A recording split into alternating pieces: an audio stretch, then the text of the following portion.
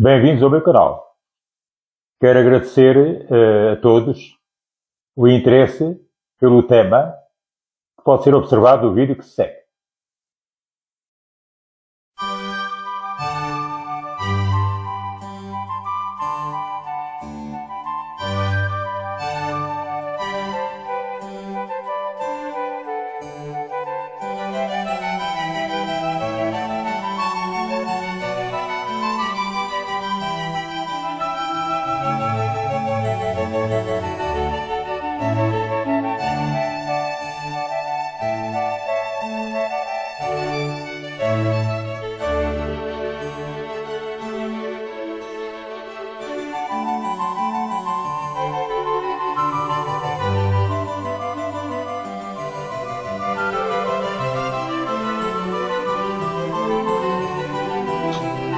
O tema de hoje é sobre um português que nasceu em Portugal, na cidade do Porto, e acabou os seus dias em Angola, na cidade do Quito.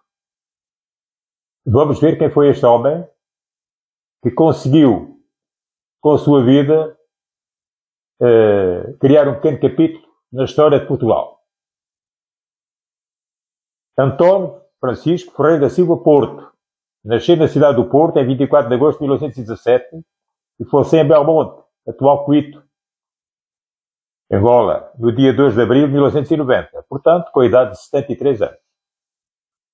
Foi um comerciante e explorador português que se notabilizou no interior da África. Durante décadas foi o único europeu que as populações do Planalto do Bié conheciam, porque muito antes dos exploradores europeus atravessarem a África, já este africanista se tinha estabelecido como comerciante em pleno sertão angolano.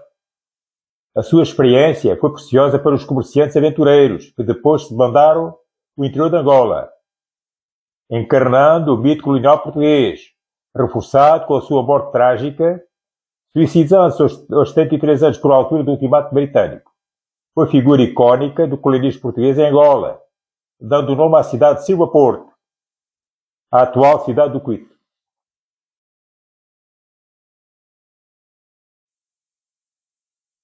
Biografia. António Francisco Ferreira da Silva nasceu numa família pobre do Porto, em Portugal. O seu pai distinguira-se das batalhas contra as invasões francesas, em 1810. Contudo, Silva Porto procurou oportunidades mais longe. O Brasil era um destino óbvio, onde muitos imigrantes então obtinham sucesso. Aos 12 anos, ainda uma criança, partiu com a autorização do seu pai para o Rio de Janeiro, a bordo do navio Rio Ave. Após trabalhar algum tempo para um comerciante, indignado com a remuneração, dedicou-se a trabalhos itinerantes. E aos 18 anos, em terras da Bahia, fez questão de anunciar no jornal Correio Mercantil o seu novo nome, a fim de distinguir-se de outro António Ferreira da Silva, acrescentando Porto, em homenagem à sua terra natal. Na Bahia, continuou a trabalhar como empregado de balcão de um comerciante de cafés, mas descontente com as condições. Comerciante em África. Um dia, no porto da Bahia, embarcou num navio para Luanda, sem sequer saber onde Angola ficava, como diria mais tarde. Contudo, depois de um curto período, regressou. Durante a Sabinada, uma revolta autonomista ocorrida em 1837 e 1838, Silva Porto decidiu voltar para Angola, onde se empregou numa taberna. Progressivamente fascinado com o interior do continente e com o seu primeiro salário, comprou artigos e roupas. Uma vez confiante da quantidade de mercadorias, largou o emprego para começar a sua carreira de 50 anos, como comerciante no interior. Tinha 22 anos. Foi uma aventura difícil.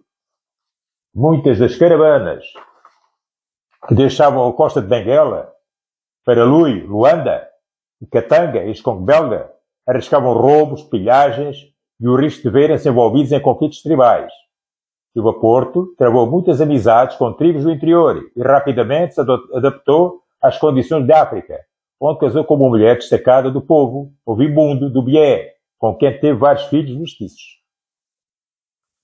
Em 1838 abriu uma loja no interior de Luanda. Em 1845 desceu para Benguela, estabelecendo uma rota para o seu negócio ao longo da estrada, para Lui, Luanda, através do Lutembo e do Alto Zambeze. acabaria por estabelecer-se em Belmonte, atual Quito, iniciando a exploração da região do Baratozolândia, região localizada entre Namíbia, Botsuana, Zimbabue, Zâmbia e Angola. A sua loja era o centro de uma intensa atividade, vendendo testas, loiças e explosivos, e comprando e comercializando marfim, mel e borracha do interior. Meticulosamente registava tudo em diários. Estes volumes, 14 no total, continham variadas descrições da geografia, etnografia e antropologia da região, a que Luciano Cordeiro se referia como sendo uma conversa no papel, acrescentando com a sua escrita tortuosa e apertada, me lembra de zigue-zagues através das florestas da montanha, na sua língua às vezes quase crioula, devido ao isolamento em que passava muitas horas escrevendo silenciosamente. Em 1848, Silva Porto foi nomeado capitão donatário.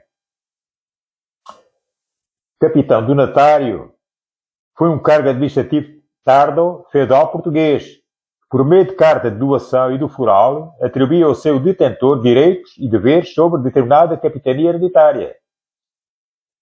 A maioria desses donatários pertencia à Casa Real Portuguesa, e a doação era uma maneira de premiá-los por serviços à coroa. Estabelecendo relações pacíficas entre os locais e os europeus, reunia-se com os europeus coloniais para uni-los e convencer o chefe local, Leon Bula, para impedir a detenção de colonos. No entanto, as suas tentativas foram impossibilitadas quando o chefe morreu, levando Silva Porto a pedir à administração colonial uma força militar para proteger os interesses portugueses. Depois de 1854, a sua atividade foi incessante. Em 1869 havia feito 6 viagens para Lui, Luanda, e 3 de Benguela, onde comprou a loja local de Ben Posta, e permaneceu até 1879, quando retornou para o Quito. Aos 62 anos de idade, mais uma vez cruzou a África Ocidental. Viajou para Moio, em 1880 e 1882, Baratozlândia, em 1883 e depois para Benguela, em 1882 e 1884. Estas atividades foram interrompidas para uma viagem a Lisboa, para uma cirurgia aos olhos durante o inverno e primavera de 1885. Calunde e Benguela até o final de 1887.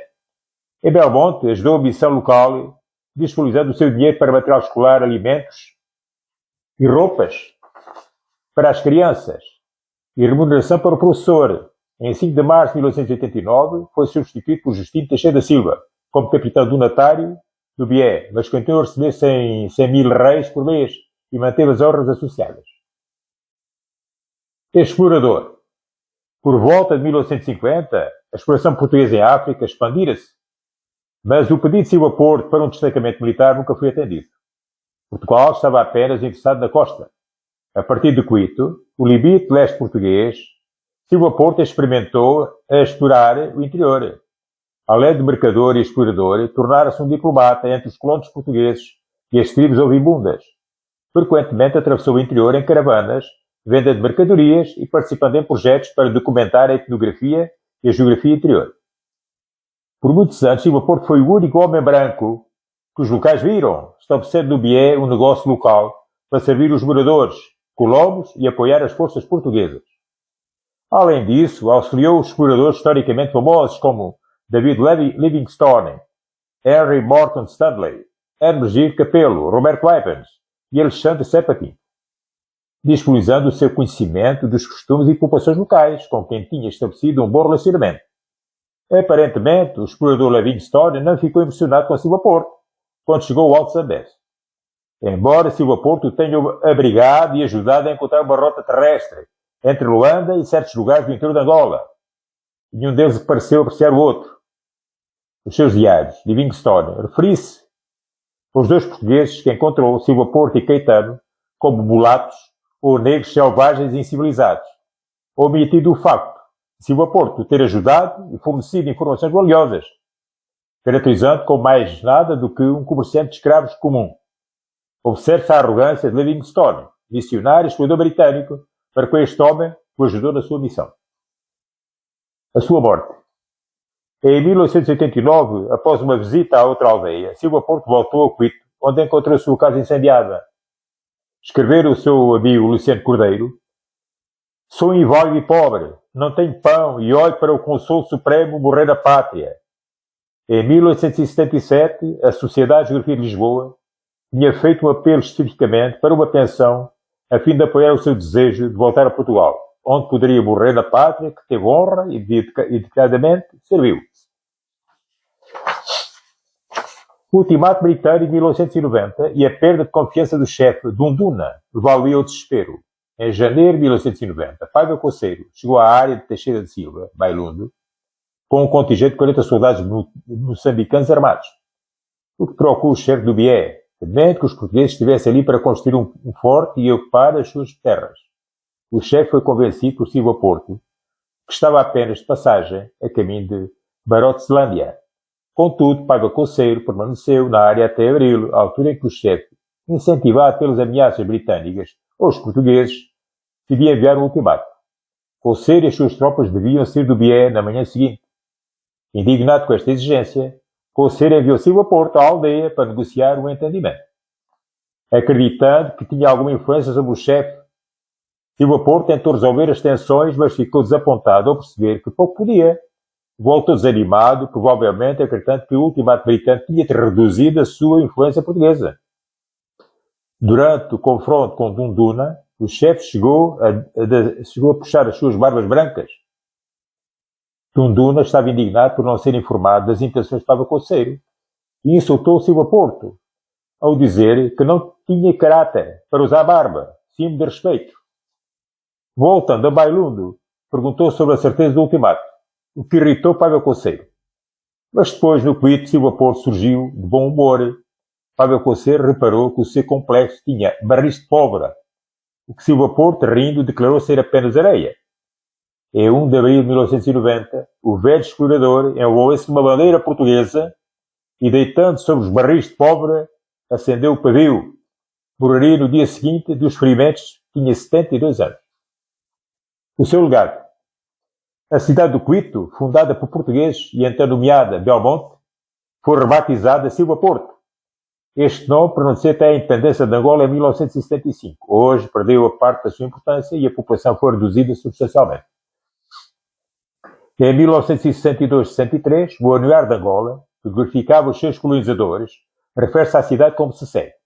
A cidade de Silva Porto tem um aspecto gracioso, as estradas bem marcadas e, na maior parte, recentemente asfaltadas. É eletrificada e tem água canalizada, com uma estação de rádio e piscinas para a prática de desportos náuticos. Na cidade foi recentemente erigida uma estátua de bronze com 3,6 metros, na altura, em homenagem a este grande português. Há 2.300 europeus, 1.000 inocentes mestiços e menos de 400.000 nativos.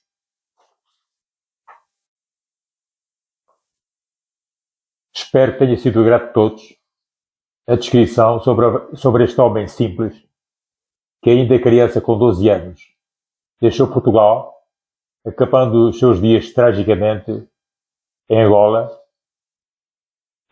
suicidando-se, envolvido na bandeira portuguesa e sempre a recordar a sua querida pátria. Aqui fica a nossa pequena homenagem, para que fique registado neste vídeo. Boa tarde a todos e boas reflexões sobre a pátria portuguesa, que ultimamente tem andado tão maltratada.